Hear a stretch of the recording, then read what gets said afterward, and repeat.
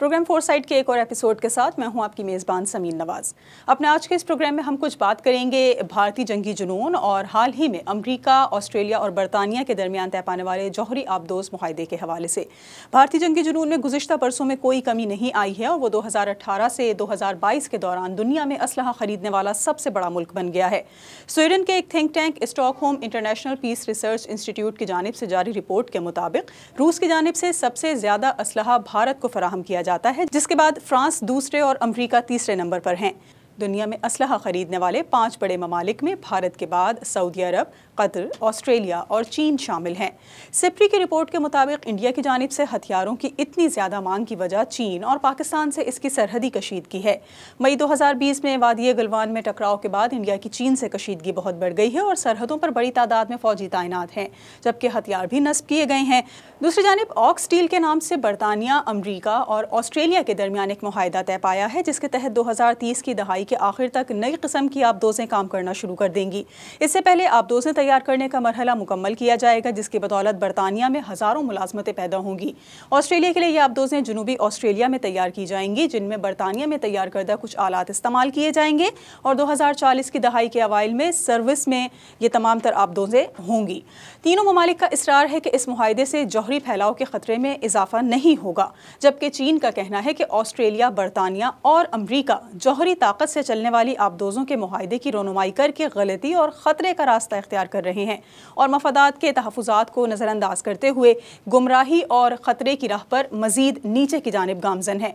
इन्हीं दो मौज़ूआत के हवाले से अपने आज के इस प्रोग्राम में हम कुछ गुफ्तगू करेंगे, जिसके लिए हमें ज्वाइन कर रहे हैं senior दिफाई तज्ज़ियाकार brigadier retired Ghazanfar Ali हमारे साथ मौजूद होंगे। उनसे गुफ्तगू का आगाज़ करेंगे, लेकिन एक ब्रेक के बाद।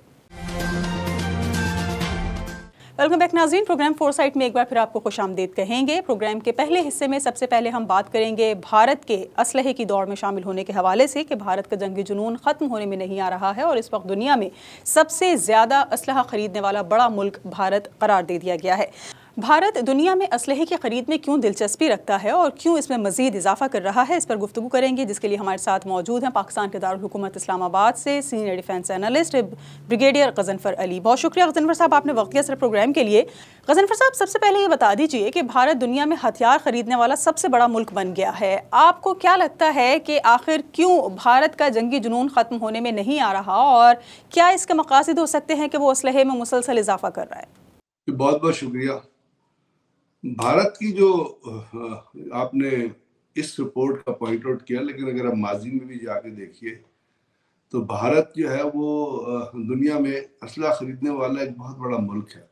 इससे पहले भी अगर आपको याद हो कि जब बुश और बाराक ओबामा ने भारत का दौरा किया था तो वहाँ उनके कोई $11 बिलियन के कितने की गालिबन, अगर मैं फिगर ठीक याद हो मुझे, तो उनकी डिफेंस डील साइन हुई थी जिसमें उन्होंने भारत को असला प्रोवाइड करना था। अब वो क्यों, जैसे आपने वो सवाल रेज किया कि भारत को इतने असले की जरूरत क्यों है, उसकी जो बुनियादी रीजन ये है कि भारत असल में, अब ये तो सही बात है कि भारत जो है दुनिया की 5वीं बड़ी इकोनॉमी बन गया, लंदन इंग्लैंड को पीछे छोड़ गया है। उसके इस खित्ते के हिसाब से एक और दुनिया के हिसाब से नंबर 2 कुछ ग्रैंड डिजाइन्स हैं और वो अब अपने आप को कंपेयर करता है इस खित्ते में चाइना से, और दुनिया में जब आता है तो वो अपने आप को अमेरिका और रूस से कंपेयर करता है। हमारे यहाँ इस दुनिया में ट्रेजिकली बड़ी बदकिस्मती है इस दुनिया की, खास तौर पे अगर आप सेकेंड वर्ल्ड वॉर के बाद का एनालिसिस करें, जब लीग ऑफ नेशंस इसलिए बनाई गई थी कि वर्ल्ड वॉर की तरह कोई जंग ना हो, लेकिन अगर आप उसका तजिया करें तो उस वर्ल्ड वॉर के बाद अमेरिका ने जो दुनिया में दहशतगर्दी की फिजा जारी रखी, और एक रिपोर्ट कहती है कि अमेरिका ने कोई 400 से ज्यादा जंगें लड़ी हैं। और आपको वियतनाम बड़ा कैटेगोरिकली याद होगा, जहां से वो शिकस्त खा के भागे थे। वियतनाम में उन्होंने क्या किया था, क्या उन्होंने वहां करने की कोशिश की, मुंह की खानी पड़ी। फिर उसके बाद सूडान आप देख लीजिए, फिर आप इराक देख लीजिए, फिर आप लिबिया देख लीजिए, फिर दुनिया के मुल्कों में जो इंटरफेरेंस करते हैं। और लेटेस्ट एपिसोड था उनका जो अफगानिस्तान के अंदर चला, और वहां पे जो उन्होंने बूट्स ऑन ग्राउंड करने के लिए एक फॉल्स फ्लैग ऑपरेशन किया, 9/11 का नाम दिया, और दुनिया को दहशतगर्दी में मुब्तला कर दिया। अब ये तमाम चीजें अगर आप ध्यान में रखें तो आपको एक चीज बड़ी कैटेगोरिकली सामने आएगी कि अमेरिका का डिफेंस का बहुत बड़ा बजट, अमेरिका का बजट का बहुत बड़ा हिस्सा जो है वो डिफेंस बजट से इनकलकेट होता है। उनके बजट के अंदर जो उनकी बड़ी बड़ी कंपनियां हैं जहाँ पे असले बनते हैं और जहाँ बनाए जाते हैं और उनके बहुत बड़े बड़े नाम हैं, उनके तमाम के तमाम अगर आप हेड्स निकालेंगे तो उनका किसी न किसी ताल्लुक आपको अमेरिकन हुकूमत और कांग्रेस से नजर आए। अब ये ग्रैंड डिजाइन दुनिया में ये आ गया सामने कि जिसके पास असला है, जिसके पास लाठी है, जिसके पास बंदूक है, जिसके पास तोप है, वो दुनिया का लीडर बनेगा। और उसमें आप देख लीजिए अभी यूक्रेन में जो कुछ हो रहा है, इंडिया रशिया और अमेरिका की जंग हो रही है और कहाँ किस कदम से तबाही इंसानियत की जा रही है। इस चीज को भारत के अंदर इस वक्त जब आप इसको भारत में रिलेट करते हैं तो भारत के अंदर इस वक्त एक दहशतगर्द हुकूमत है, आरएसएस की हुकूमत है। आरएसएस बुनियादी तौर पे दहशतगर्द तंजीम है। नरेंद्र मोदी उसका लीडर है। और अभी तो मैं तो नहीं कह रहा, बीबीसी की फिल्म चली है जिसने कहा और उन्होंने बड़ा अपने जो फिल्म उन्होंने चलाई उसको उन्होंने ओन किया इंडिया के तमाम ऑब्जेक्शन के बावजूद। बल्कि पिछले से पिछले हफ्ते इंडिया ने बीबीसी के तमाम ऑफिस रेड करके वहां से उनके कंप्यूटर्स और तमाम चीजें कन्फिस्केट कर ली। उन्होंने कहा कि दुनिया का सबसे बड़ा दहशतगर्द इस वक्त जो है नरेंद्र मोदी है, जो हिटलर और मुसोलिनी से ज्यादा गलीज और गंदा इंसान है। और उसको वो लीड कर रहा है आरएसएस को, जिसके साथ साथ शामिल है अमित शाह, बाबू बजरंगी और इस किस्म के लोग जो दहशतगर्दी और खून पीने पे बिलीव करते हैं। अब ये ग्रैंड डिजाइन जो है और इंडिया के अंदर आरएसएस जो कुछ कर रही है, उनके 30,000 से ज्यादा शाखा है जहां ये पढ़ाया जाता है कि हिंदुइज्म को जनरेट करने के लिए अगर आपको लोगों को मारना पड़े, कत्ल करना पड़े, उनके आज़ा खराब करने पड़े तो उससे गुरेज ना कीजिएगा। ये उनकी टीचिंग है, ये उनके डिजाइन है, ये उनके जहन में समाया हुआ। अब इस लस्ट को पूरा करने के लिए एक होती ग्रीड, ग्रीड एक कम लेवल होता है। जब आप लस्ट के लेवल पे आते हैं ना, वो होती है किसी भी चीज की शहवत आपके अंदर, और वो है असले की शहवत जो नरेंद्र मोदी के दिमाग में और उसके तमाम के तमाम पर्सनालिटी में पोशीदा है और उसका वो बारहा इजहार कर चुका है। तो अब ये जो पॉलिसी है ये बुनियादी तौर पे एक तो वो दुनिया के इस खित्ते का लीडर बनना चाहता है, वो ब्लू वाटर नेवी रेस करना चाहता है, वो चाहता है कि वो पूरे के पूरे पानियों पे कब्जा करे। आपने देखा कितनी मतलब पाकिस्तान ने उनकी सबमरीन डिटेक्ट्स की पाकिस्तान की सरहद के ऊपर, और उसके साथ साथ जो कुछ कश्मीर में हो रहा है उसको उसने गन के जरिए कंट्रोल करके रखा हो। और उसके लिए वो नए नए इक्विपमेंट जो इसराइल से और बाकी ममालिक से दरामद करता रहता है ताकि कश्मीरियों को निशाना बनाया जाए, उनकी राइट ऑफ सेल्फ डिटर्मिनेशन को दबाया जाए और उनको दुनिया से अलग करके उनके ऊपर कंट्रोल किया जाए बाय वे ऑफ पावर। अब पावर कहां से जनरेट होगी? पावर जनरेट करती है उनकी फौज, जो दुनिया की बहुत बड़ी दहशतगर्द आर्मी है, इजरायली आर्मी है। दुनिया में 3 दहशतगर्द आर्मीज हैं, याद रखिएगा। एक इसराइल की है, एक अमेरिका की है, और एक तीसरे नंबर पे ये इंडिया की आर्मी है जो फुल्ली तौर पे टेररिस्ट आर्मी है। उनके जितने भी रूल्स हैं वो दहशतगर्दी के रूल्स पे बेस करते हैं। और कश्मीर के अंदर आपको पता 14 उन्होंने एंटी ह्यूमन लॉज लगाए हुए हैं, जो पोटा से लेके और अपना आर्म फोर्सेस एक्ट से लेके Jammu and Kashmir public security act से लेके नीचे तक जाते हैं। अब ये जो लस्ट है, ये मैं डिजायर नहीं कह रहा आपको, मैं लस्ट कह रहा हूं। ये लस्ट है जो इंडियन लीडरशिप के अंदर पोशीदा है, जिसके जरिए वो अपने लोगों को मारना चाहते हैं। झारखंड में मीजोस को मारना चाहते हैं, खालिस्तान में सिखों को कंट्रोल करना चाहते हैं, कश्मीर में वो कश्मीरियों को मारना चाहते हैं, और पाकिस्तान के खिलाफ उनका एक बहुत बड़ा ग्रैंड डिजाइन है जो ग्रेजुअली सामने आ रहा है। लेकिन ग़ज़नफ़र साहब, जिस तरह से हम चाइना के साथ कशीदगी देखते हैं भारत की, तो कुछ मुबस्सिरीन का ये भी कहना है कि पाकिस्तान के साथ तो मामलात पहले ही ख़ासे जो है वो इख्तलाफात का शिकार हैं और कशीदगी में दिन ब दिन इजाफा हो रहा है। लेकिन अब चाइना के साथ भी जो सरहदी मामलात चल रहे हैं भारत के, इसकी वजह से शायद एक बड़ा ये वजह हो सकती है कि जो ख़ित्ते में ये एक मजबूत इकॉनमी बनने की दौड़ में शामिल है भारत। ग़ज़नफ़र साहब, ये बता दीजिए कि दिफाई ज़रूरत है इस वक्त भारत की ये असलहा खरीद या फिर वो फौजी ताकत अपनी मजीद मजबूत साबित करना चाहता है, इस खित्ते की सबसे मजबूत फौजी ताकत खुद को जाहिर करना चाहता है? और चाइना के साथ जो इसके सरहदी मामलात चल रहे हैं उसको भी हम अगर देखें तो क्या एक ये रीज़न भी है कि असलहा मजीद ये इसमें इजाफा कर रहा है, जो उसके ख़रीदने की ताकत है असलहा? एब्सोल्युटली। देखिए ना, खित्ते में आप अपने आप को फौजी ताकत साबित करना चाहेंगे तो इस वक्त दुनिया में इस खित्ते में सबसे बड़ी ताकत कौन सी है? इसके बड़े इस खित्ते में सबसे बड़ी ताकत, और रशिया को अगर आप छोड़ दें जो यूक्रेन के साथ लगा हुआ है, तो वो तो चाइना है ना। और China is an emerging power. अब वो इमर्जिंग नहीं रही, अब स्टेब्लिश पावर हो गई है।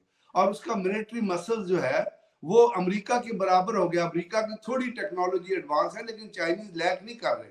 अब उस चाइना ने जिस तरह मारा है इंडिया को, पिछले दिनों आपने देखा लद्दाख में मारा, नीफा में मारा, अभी जो कुछ उन्होंने किया, जिस तरह उन्होंने लाठियों से और डंडों से उठा के वो जो शियो रिवर है जो गुजरता है उसके अंदर फेंक दिया, इंडिया को आगे नहीं बढ़ने दिया, उनको पीछे धकेला, अपने आगे अपने इलाकों पर कब्जा किया। यानी इतना मारा चाइना ने इंडिया को कि इंडिया के प्राइम मिनिस्टर ने कांग्रेस के अंदर आके असेंबली में झूठ बोला। उसने कहा कि जी चाइनीज जहां तक आए हुए हैं वो उनकी अपनी, उनका अपना इलाका है, उन्होंने भारत की सीमा पार नहीं किया। जैसे नरेंद्र मोदी ऑन रिकॉर्ड, जाके उनके अपने चैनल आप इंडिया टुडे से लेकर रिपब्लिक एनडीटीवी उठा के देख रहे हैं, वो वहां पे चीख रहे थे उनके डिफेंस एनालिस्ट को देख रहे हैं कि जी इंडिया चाइना जो है हमारी सरहदों के अंदर आते हमारे इलाके पर कब्जा कर चुका है। अब ये तमाम चीजें जो मैं आपसे, जो खित्ते की जब हम बात करेंगे तो उनमें तमाम ममालिक को शामिल करेंगे ना, साथ साथ उसके साथ जो ममालिक है जिनके ऊपर वो डंडा देता है, कंट्रोल करता है। आपको पता ही है पिछले दिनों उनके कितने कितने अपना इश्यूज चले अपने नेबरिंग ममालिक से। हर जगह वो अपने आप को इन्फोर्स करता है। जिस तरह अजमल कसाब को उन्होंने अगवा किया था, अगवा करके लेके आए तो उससे बयान दिलाया था दहशत। तो ये ग्रैंड डिजाइन है उनका, इसके अंदर बहुत सारी चीजें। अब आज खालिस्तान की, ऑस्ट्रेलिया में खालिस्तान के लिए पोलिंग हो रही है, अभी तक कोई 30,000 लोग इंडिपेंडेंट खालिस्तान के लिए वोट कास्ट कर चुके हैं। तो ये तमाम चीजें तो उसने किस तरह कंट्रोल करनी? सिखों को वो पॉलिटिकली तो कंट्रोल नहीं कर सका।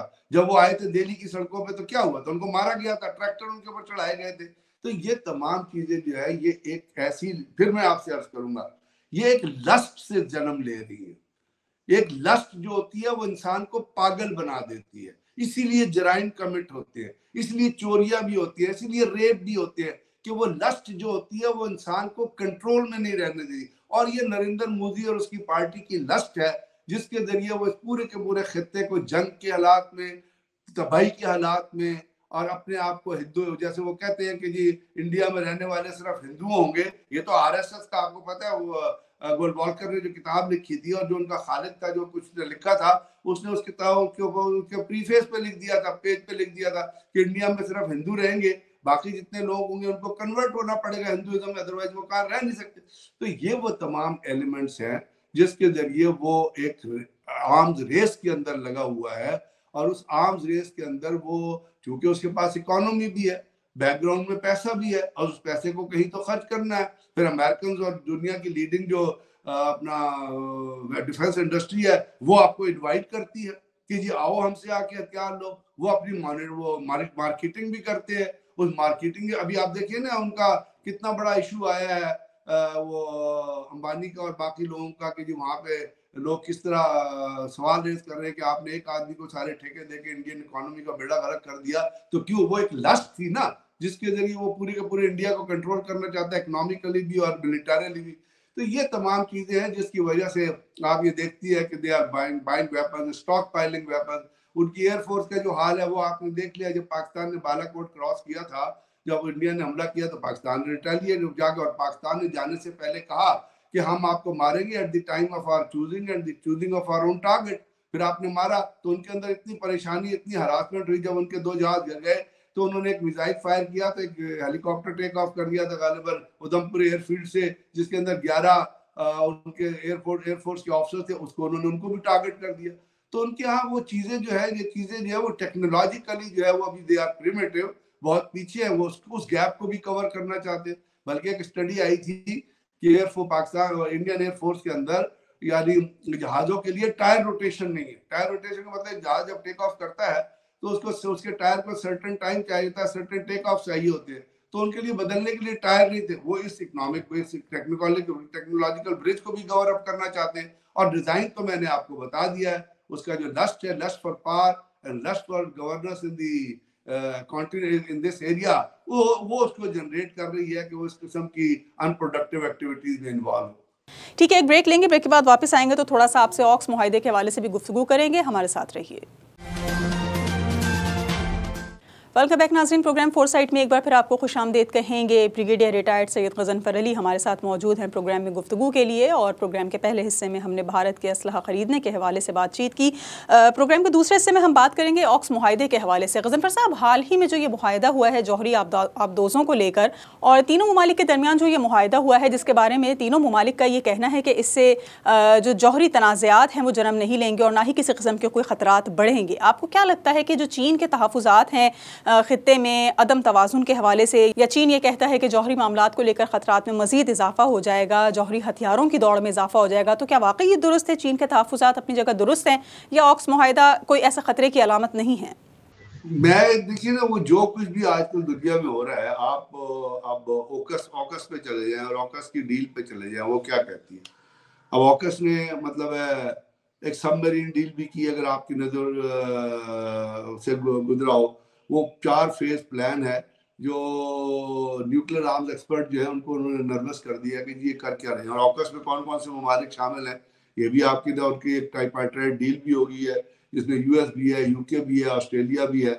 और उन्होंने एक प्लान अनवील किया है कि जी हम एक फ्लीट है 8 न्यूक्लियर सबमरीन का, वो जो इसकी कॉस्ट कोई गालिबन $368 बिलियन के करीब बनती है।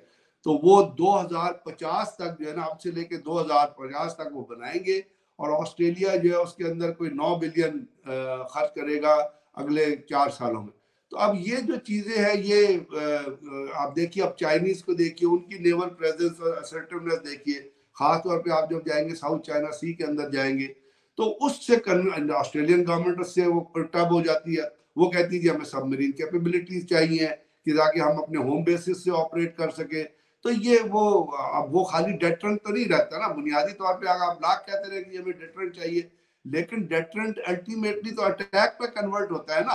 तो ये जो इस किस्म की जितनी डील्स हो रही है ऑकस से लेके नीचे तक, जिसके साथ इंडिया भी उसका हिस्सा बनता जा रहा है, तो ये तमाम चीजें जो है ये किस लिए हैं? ये चाइना को कंटेस्ट करने के लिए। तो चाइना जब इन चीजों को देखता है और जब न्यूक्लियर सबमरीन्स की तरफ भी अगर आप देखें या बाकी चीजों की तरफ देखें, तो चाइना को कंसर्न होना तो लाजमी है। बिकॉज चाइना जो है वो तो लोन सुपर पावर के तौर पर खड़ी हुई है ना। यानी चाइना के साथ मिलिटरली ना तो अमेरिका है, ना मिलिटरली चाइना के साथ रशिया है। उनके आपस में बातचीत तो चलती रहती है। ना मिलिटरली चाइना के साथ ईरान है, ईरान ने उनके साथ बार्टर डील तो की है। लेकिन अब चाइना जब यहाँ पे खड़ा हुआ है, अगर कोई उसके साथ है तो वो पाकिस्तान है। और पाकिस्तान के साथ मिलकर उन्होंने कितनी ज्वाइंट प्रोडक्शन की कि आपका से एक JF-17 थर्डर जहाज आया जो दुनिया में अभी बड़ा एक इफेक्टिव जहाज के तौर पे जाना जाता है। और चाइना जब स्टेल्थ बॉम्बर की तरफ भी चला गया।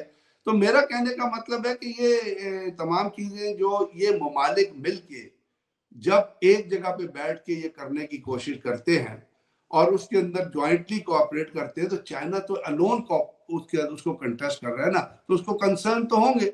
और उसको कंसर्न किस लिए होंगे कि आप एक ऐसा, हालांकि अमेरिका ने, अगर आप उनकी सिक्योरिटी स्ट्रेटजी रिव्यू पेपर पढ़े जो इस दफा उन्होंने इशू किया था साल पर, उसका वो क्या कहते, वो कहते हैं कि जी हम उनका उसका क्लाइमैक्स ये है वो 400-500 पेजेस के रिव्यू का।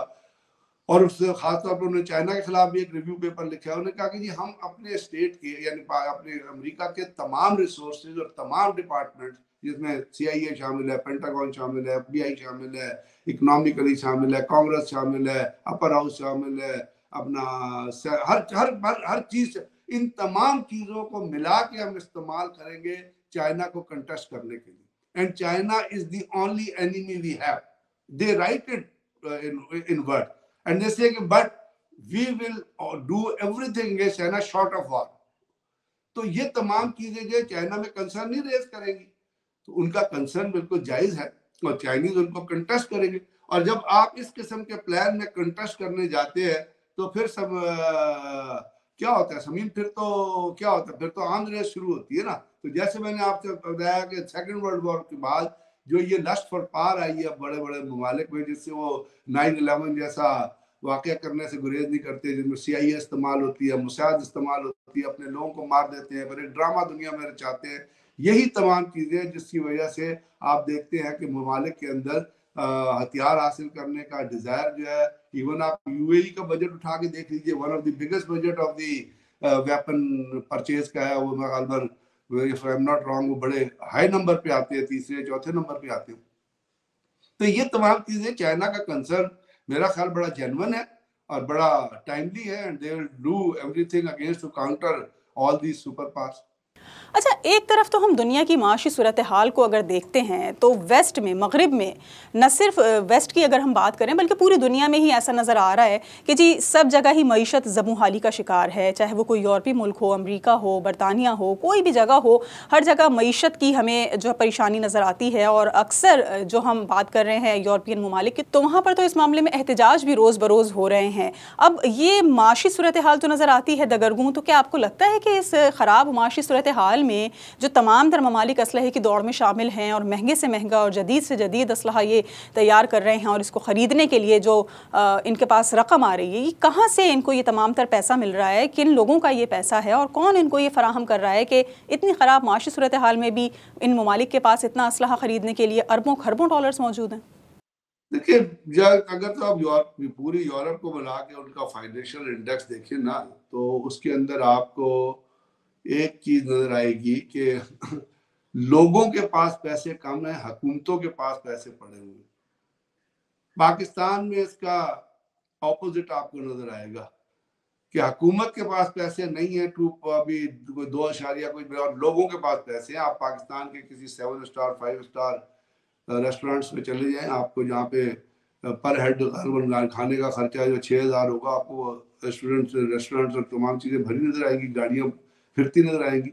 यूरोप के अंदर इस वक्त जो हो रहा है, एक तो 2 चीजें हुई। एक तो जब से ब्रेक्सिट हुआ और बरतानिया के अंदर आपने जो बाहर से लोग काम करने आते थे उन पे ऊपर थोड़ी सी पाबंदी लगी। इसके बाद यूरोप में बहुत सारी चीजें हुई, इवन अमेरिका में हो रही है कि आपसी बहुत सारी इंडस्ट्री जो है वो टेपर डाउन कर गई। फिर आपने देखा कि अभी जो गैस शैस जो रशिया से आनी थी, वो गैस शैस आनी बंद हो गई। आपका जो नॉर्ड स्ट्रीम जो थी उसका भी कंडीशन आपको पता है। तो इस वक्त हुकूमतों के पास जो पैसा है वो जनरेट कर लेते हैं। जैसे अमेरिका को अगर पैसा चाहिए तो अमेरिका ने अपना पैसा तो नहीं खर्च करना ना, अमेरिका ने तो इन्वॉल्व, जैसे अब अफगानिस्तान को उठा के देखिए, वहां जितना खर्चा हुआ है और सिगार की रिपोर्ट आप उठा के पढ़े, उसमें क्या अमेरिका ने पैसा खाली खुद ही खर्च किया? वो तो तमाम ममालिक थे जो उसके अंदर जो है अपना अपना जो है वो शेयर डाल रहे थे। तो ये जो तमाम चीजें है, हुकूमतें जो है वो जनरेट करती हैं पैसा। लेकिन पिछले दिनों में आप देखिएगा यूरोप में कोई बहुत बड़ी डील आपको ऐसी वेपन्स की नहीं नजर आती। क्रंच उनके यहाँ इसलिए चल रहा है कि उनके यहाँ एनर्जी शॉर्टेज होती नजर आ रही है, और एनर्जी शॉर्टेज का एक बहुत बड़ा जो मसला है that is Russian Ukraine war. और रशियन यूक्रेन वॉर का इफेक्ट जो है वो पूरी दुनिया के ऊपर और यूरोप के ऊपर खास तौर पे आ रहा है, हमारे तक उसके इम्पैक्ट पहुंच रहे हैं। तो लोगों के पास जो है because of non availability of jobs और बिकॉज बहुत सारी उनसे कंसेशन विड्रॉ हुई हैं, जो सोशल सिक्योरिटी की स्कीमें वो विड्रॉ हो रही है, इसलिए आपको लोग जो है वो गरीब होते नजर आ रहे हैं। लेकिन जो हुकूमतों का सेंट्रल रिजर्व जो उनके पास होता है, जो वो रखते हैं बैक एंड पे, वो आपको वहां पे उसी तरह मौजूद मिलेगा, जिसकी वजह से आप ये देखती है कि वहां पे बहुत सारे ऐसे चीजें हैं जो आपको अलॉन्ग विद दिस चलती हुई नजर आएंगी, और लोग जो है वो काम करते वहाँ पर हुकूमतें जो है वो मुख्तलिफ डील्स में इन्वॉल्व होती नजर आएंगी। तो ये तमाम चीजें ओवरऑल पर्सपेक्टिव में जो है गवर्नमेंट की लीडरशिप और उनकी फंक्शनिंग से रिलेट करती हैं, जहाँ पे वो प्रेफरेंसेस क्रिएट करते हैं कि अपने सरमाए को या जो उनके पास किटी में जो इकोनॉमी पड़ी है उसको किस तरफ डाइवर्ट करना है। और अगर वो डाइवर्ट करते हैं तो बाकी चीज़ों से फिर जो है वो फोकस जो है वो उठा लेते हैं, जिसके जरिए जो कॉमन आदमी की से रिलेटेड चीज़ें होती है वो इफेक्ट होती है। और वो बहुत सारी चीज़ें ऐसी हैं जो यूरोप में अभी आपको नज़र आ रही हैं। बहुत शुक्रिया। ब्रिगेडियर रिटायर्ड गज़नफ़र अली हमारे साथ मौजूद थे और हमने कुछ औक्स मुहाइदे और भारत के असलहे की दौड़ में सबसे बरतरी ले जाने के हवाले से कुछ बातचीत की, जिसके बारे में गज़नफ़र अली का यही कहना था कि भारत में इस वक्त जो हुकूमत मौजूद है उसके लिए किसी से ढका छुपा नहीं है कि तशद्दुद और जुल्म व बरबरियत का जो बाज़ार इन्होंने न सिर्फ भारत में गर्म कर रखा है बल्कि दुनिया भर में इसको फ़रोग़ देने के लिए इनके जो कारकुनान हैं RSS तंजीम के, वो इस अपने एजेंडे को प्रमोट करना चाहते हैं हैं मज़ीद। और शायद एक यही वजह है कि इस खित्ते में जो दुनिया का सबसे बड़ा असलहा ख़रीदने वाला मुल्क ख़ुद को साबित कर रहा है भारत, तो एक बड़ी वजह यही है कि भारत इन तमाम तर ममालिक पर यह साबित करना चाहता है कि इसके पास न सिर्फ मजबूत फ़ौज मौजूद है बल्कि इसके पास दुनिया की सबसे बड़ी ताकत भी मौजूद है, और वो इस ताकत के बलबूते पर इंसानी हुकूक़ की खिलाफ वर्जियों में भी जो है वो दिन ब दिन इसमें इजाफा करता चला जा रहा है। और कोई भी मुल्क इस वक्त ऐसा नज़र नहीं आता जो भारत को इनसे रोक सके। खासकर अमेरिका की अगर बात कर ली जाए तो अमेरिका ही वो सबसे बड़ा मुल्क है जो भारत को इतनी बड़ी तादाद में असलहा फराम कर रहा है। आज के इस प्रोग्राम के लिए इतना ही। अगले हफ्ते एक और मौजू के साथ हाजिर होंगे। प्रोग्राम टीम के साथ समीन नवाज़ को इजाज़त दीजिए। अल्लाह ने के बाद।